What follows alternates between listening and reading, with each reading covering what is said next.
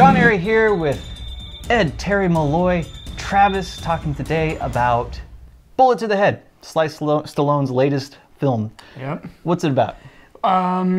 Good question. Oh, let's just put it this way. I'm a people person. It's a hitman buddy cop movie. You've got Stallone is the hitman, which I think is fun. Yeah. He's having a good time with that role. He's partnered up with the actor Sung Kang from the Fast and Furious movies. Taylor Kwan, WDCPD. I thought I smelled like cop. I'm not interested in some disposable hired hitter. I want the guys who took out your partner.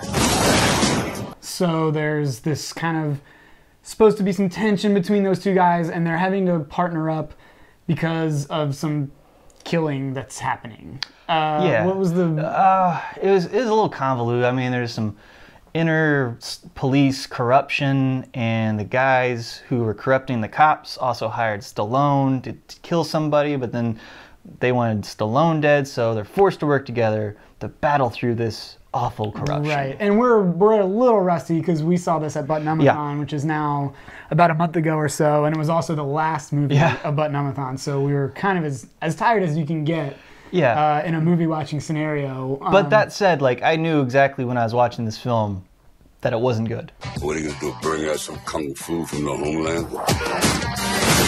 I was born in Florida. Yeah, I'm with you on that. Yeah, I was really pulling for it. I would say Walter Hill is one of my favorite directors of all time. I would also say he's even higher if you narrow it down to like action directors. Yeah. I mean, he is like really in like kind of top 5 all-time action directors, and I was just kind of feeling the pain throughout that one. You two are insane! You're dealing with an ex-mercenary, he's gonna punch your ticket, and I am gonna watch! It kind of looks like it's shot on like video, but like it looks like it's shot on video. Like it just kind of looks real drab. There's not much of a visual style to it, and that's a little depressing for me. Yeah, what did you think? Oh yeah, it definitely has like a direct-to-DVD vibe to it. The action scenes are kind of weak for the most part, but it's no fault to Stallone or really the cast. It's just this, there's no style to any of the action. Yeah, that's problematic for sure. And the story isn't engaging enough to like compensate for that. I mean, Walter Hill is like the king of like the buddy cop movie, you know? In 48 Hours. This doesn't have any of that kind of life to it or spark to it. That said, we didn't mention in our plot summary there that you do have a kind of wild and crazy Jason Momoa running around, who is sort of like the counterpoint to Stallone's character, because he's also a hitman, but he's sort of more evil. Like Stallone is like the hitman with the heart of gold, and then Momoa is like, you know, just the hitman who will like kill you for looking at you wrong or whatever. Yeah. And so I do think he had some life to him. I think that like when Stallone and Momoa are fighting, there's some spark to it, and even just as a villain, he has some had energy, a screen presence. And I like that. Sung Kang, on the other hand, he felt kind of like just out of place. And I don't know. I'm not a huge fan of the Fast and the Furious movies, so I don't have a lot invested in that dude. Like, I don't need to see him have an awesome action career. I'd be fine if he did. You know, but you know what? They didn't give him much character to work with or anything, but one of the things that killed me while watching the film was originally that character was supposed to be played by Thomas Jane, and the whole time I thought, oh man, if Thomas Jane was playing this role, he'd be a badass. But they eliminated him and went with someone with more international draw, right? Oh, okay. So the whole, and that might be one of the reasons why his character is so weak. And I think it kills any kind of tension, any of that 48-hour vibe that Walter Hill might have been going for is just totally killed, because he is a weak character, and he keeps the whole time he's like, hey Stallone, don't kill that guy or I might arrest you. And Stallone kills the guy. And he's like, what are you going to do about it? I can't let you go on some killing spree! It's starting to sound like a broken record. They don't even make records anymore.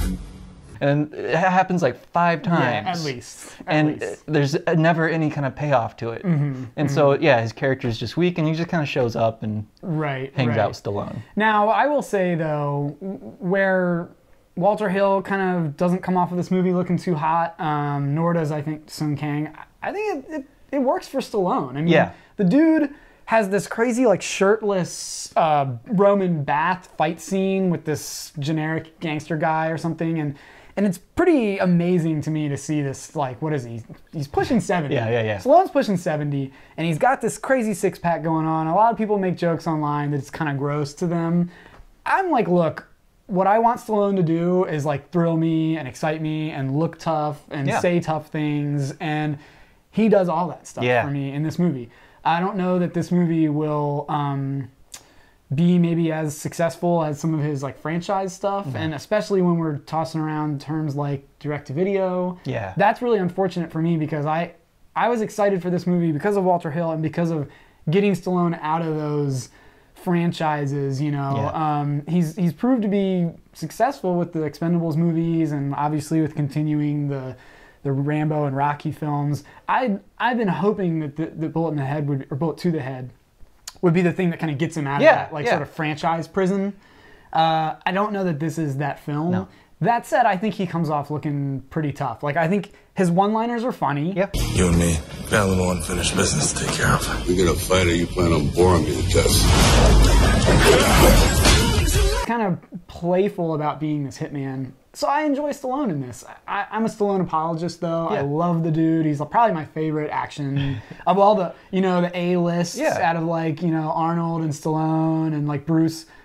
Stallone's my guy. No shame with that. And that's why I would say Bullet to the Head ends up being a little bit more disappointing than I would have hoped. Yeah. Because I just love my guy Stallone. Yeah. Well, and that's kind of the cool thing about the film, I think, is it's sort of like Stallone playing an amalgam of all his different Stallone characters. Like he has like his hidden getaway, kind of like he did in Assassins. And I swear to you, when I get this guy, it's going to be bad. Hey, you mind if we listen to something from this century? Yeah, I think so. And I'm glad you brought up his like swamp getaway. Yeah. Because it's I swear it's the same swamp getaway that Chuck Norris has in Invasion USA. It's like the same one. It's like they took some stock, they got some stock footage, and it's like they rebuilt, like, Norris's hideaway from the swamp in Invasion USA. It's amazing. Yeah. I mean, it's nowhere near as cool as my swamp getaway hideout, but Something tells me that's getting blown up soon.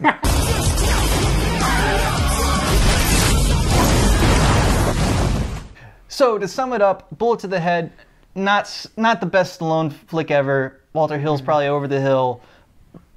Okay, maybe on a drunken Saturday night at home, maybe. Right. Yeah. It's a little creaky. Yeah. You can feel the sort of direct-to-video vibe. You can feel the age maybe of Walter Hill, and it does not. It offers nothing visually, which is kind of a bummer. Other than Stallone's six-pack. I think that sums it up well. Yeah, it does. Well, for more news and reviews, keep checking in with ain'titcool.com. For Ed, Terry Molloy, Travis, I'm John Airy.